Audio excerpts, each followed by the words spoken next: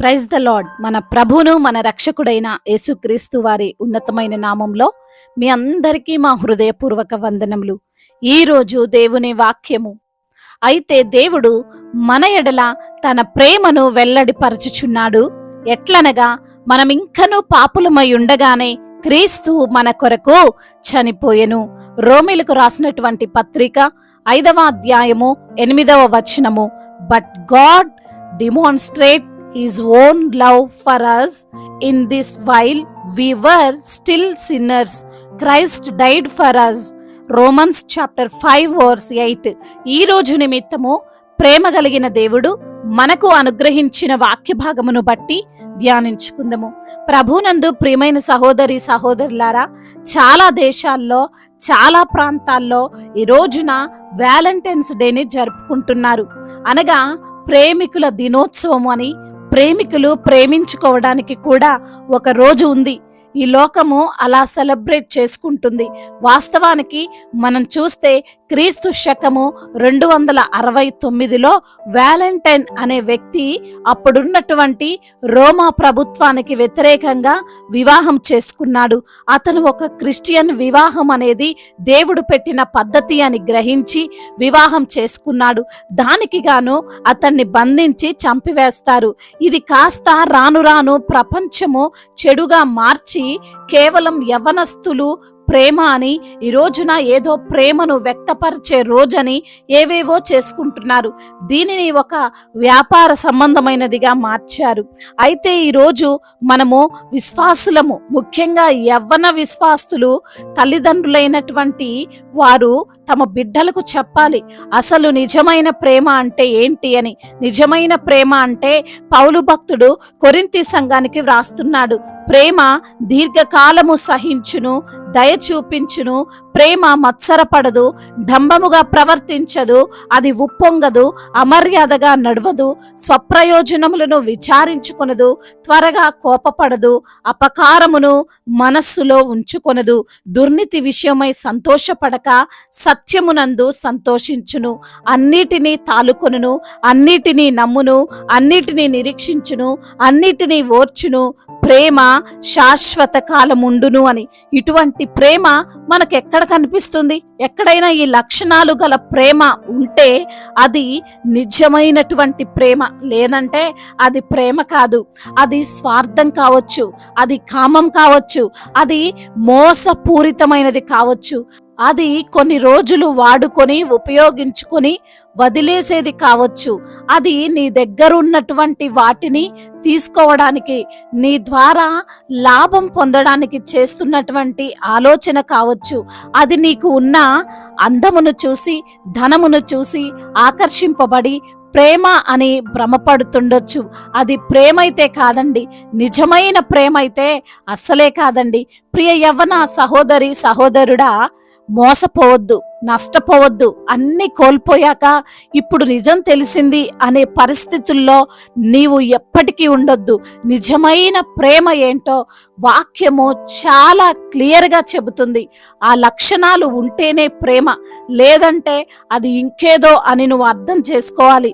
ఈ మధ్య యవ్వనస్తులే కాదండి, వివాహమయ్యి పిల్లలు ఉన్నవారు కూడా ప్రేమ అని, దోమ అని తమ భాగస్వామిని మోసం చేస్తూ పిల్లల్ని వదిలివేసి, అవసరమైతే చంపివేసి ప్రేమలో ఉన్నాం, ప్రేమికులం అని అంటున్నారు. అది ప్రేమ కాదండి, శరీరేచ్ఛలు. తల్లిదండ్రులు మీపై చూపుతున్న ప్రేమలో స్వార్థం ఉండదు. వారు మీరు గొప్పవారైతేనే ప్రేమిస్తా అనరు. వారు మీరు అందంగా ఉంటేనే మిమ్మల్ని ప్రేమించరు. దేవుని ప్రేమ తరువాత అటువంటి ప్రేమ చూపగలిగేది కేవలం తల్లిదండ్రులు మాత్రమే. వారు ఏది చేసినా, ఏమి చెప్పినా అది మీ మంచి కోసమే. వాక్యములో సెలవిస్తున్నట్లుగా దేవుడు ఆయన ప్రేమను వెల్లడిపరిచాడు. ఎలా వెల్లడిపరిచాడు? గ్రీటింగ్స్ కార్డులు ఇవ్వలేదు, వాట్సాప్లో మెసేజ్ చేయలేదు, పెద్ద విలువైన గిఫ్ట్లు, ఈ లోక సంబంధమైనవి ఇవ్వలేదు. మరి ఏం చేశాడు అంటే, మనము పాపులమై ఉండగానే, మనము ఆయన్ను ప్రేమించకపోయినా సరే, మనము యేసయ్యని అసహించుకుంటున్నా సరే, నీవంటే నాకు అమితమైన ప్రేమ అని చెప్పి మనపై ఉన్న పాపపు భారాన్ని తొలగించడానికి ఆయన కలువరి సిలువలో చనిపోయాడు. యూదులందరూ కూడా సిలువ వేయండి, సిలువ వేయండి అని కేకలు వేస్తుంటే వీళ్ళ కోసమా నేను సిలువ ఎక్కేదని ఆయన అనుకోలేదు. నా పైన ఇంత ద్వేషం ఉంది, నేనెందుకు వీరి పాపం కోసం రక్తం కార్చాలి అని ఆలోచన ఆయన చేయలేదు. నవ్వుతూ సిలువలో రక్తం కార్చాడు. అది నిజమైనటువంటి ప్రేమ. ఈ లోకంలో కొంతమంది అంటారు, నేనంటే ఇష్టం అని చెప్పు, నేనంటే ప్రేమ అని ఒకసారి చెప్పు, నేను నీ కోసం చనిపోవడానికైనా రెడీ అని. ఒకవేళ ఇష్టం లేదు అని చెబితే చంపడానికి కూడా రెడీనే కదండి. కాబట్టి ఈ మాటలు వింటున్న ప్రియమైన సహోదరి సహోదరుడా, నిజమైన ప్రేమ ఎక్కడుంటుంది, ఎక్కడ దొరుకుతుంది అని ఈ లోకంలో వెతకకండి. ఏ మనిషిలో ఉంటుంది అని భ్రమపడకండి.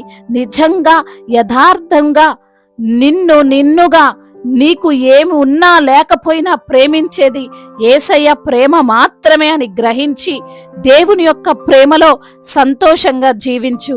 దేవుడు ఈ మాటలను దీవించి మన హృదయములో ఫలింప చేయునుగాక. వాక్య భాగమును బట్టి ప్రార్థించుకుందాము.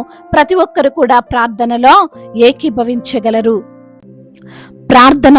మహాశక్తి సంపన్నుడమైన దేవా, కృపా కనికరములు కలిగిన మా ప్రియ పరలోకపు తండ్రి, ఉన్నతుడా, సర్వోన్నతుడా, ఆది సంభూతుడా, ఆశ్చర్యకరుడా, అయా మా ఎడల మీ యొక్క ప్రేమను వెల్లడిపరచుచున్న దేవా, మేమింకనూ పాపులమై ఉండగానే మా కొరకు ప్రాణం పెట్టిన దేవా, ఈ లోకంలో మీరు ప్రేమించినంతగా, మీరు మమ్మల్ని తండ్రి ఆదరించినంతగా ఎవరు కూడా ఆదరించలేరని అయా ఎంతటి శ్రమలనైనా మా కొరకు సహించినటువంటి ప్రేమ ప్రభువా, అటువంటి అమితమైనటువంటి ప్రేమతో మమ్మల్ని ప్రేమిస్తున్న దేవా, మీకే స్తుతి స్తోత్రములు చెల్లిస్తున్నాం ప్రభువా. ఈ రోజున ఎందరైతే బిడ్డలు వాక్యమును విని ప్రార్థనలో ఏకీభవిస్తున్నారో ప్రతి బిడ్డను మీరు పేరు పేరున దీవించండి అయ్యా. వారికి ఉన్న ఇరుకులు, ఇబ్బందులు, శోధనలు, శ్రమలు అన్నిటి నుంచి కూడా విడుదల దయచేయండి. ఈ రోజున అనారోగ్యముతో బాధపడుతూ ఎంతో మంది డాక్టర్ల దగ్గరికి వెళ్ళినా మరి తండ్రి నయము కాని రోగముల నిమిత్తము అయా ప్రార్థిస్తున్నాము తండ్రి. అయా మీరే ప్రభ వారికి ఉన్న ఆ శారీరక పరమైనటువంటి అనారోగ్య సమస్యలను యేసు నామములో కొట్టివేసి సంపూర్ణ స్వస్థతను దయచేయండి. ఆర్థిక సమస్యలను కొట్టివేయండి. అప్పుల భారాల నుండి విడుదల దయచేయండి. కుటుంబ సమస్యల నుండి విడుదల దయచేయండి. భార్యాభర్తల మధ్య విభేదాలను తొలగించండి.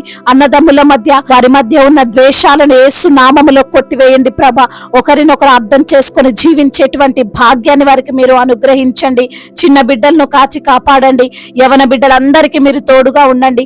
యవన వయసులో ప్రభా అయా ఎటువంటి అట్రాక్షన్స్ కి వారు లోనైపోకుండా ప్రభా మీ యందు భయభక్తులు కలిగినటువంటి జీవితం, మీ వాక్య ప్రకారంగా జీవించేటువంటి జీవితమును వారికి మీరు అనుగ్రహించండి.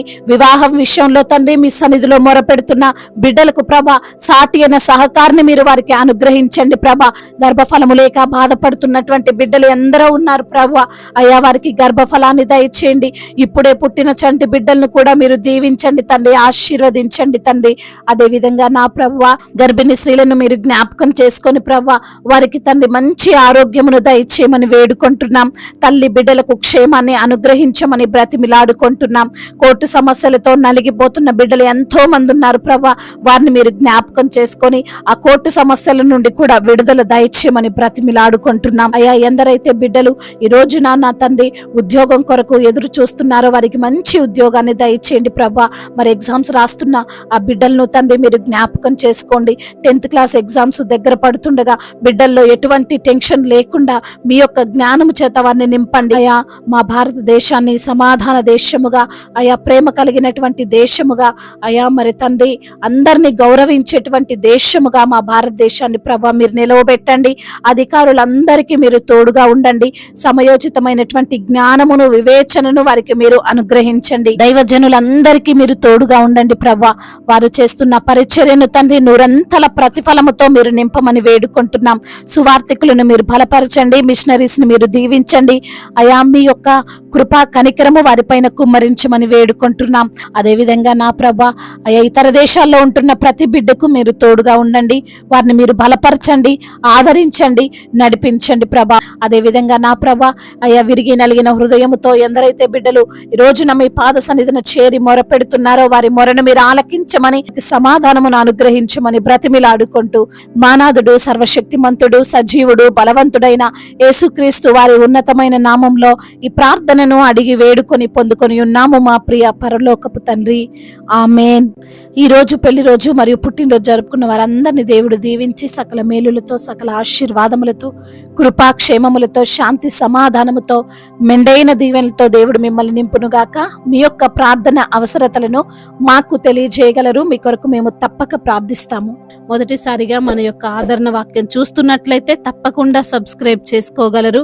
ఈ వాక్యము మీకు ఆశీర్వాదకరంగా ఉండినట్లయితే అనేకులకు కూడా ఈ వాక్యాన్ని పంపి మీరు కూడా దేవుని యొక్క రాజ్య సువార్తలో పాలిభాగస్తులు కావాలని దేవుని పేరట మనవి చేసుకుంటున్నాను. May God bless you all. దేవుడు మిమ్మల్ని దీవించి బలపరచి స్థిరపరచునుగాక.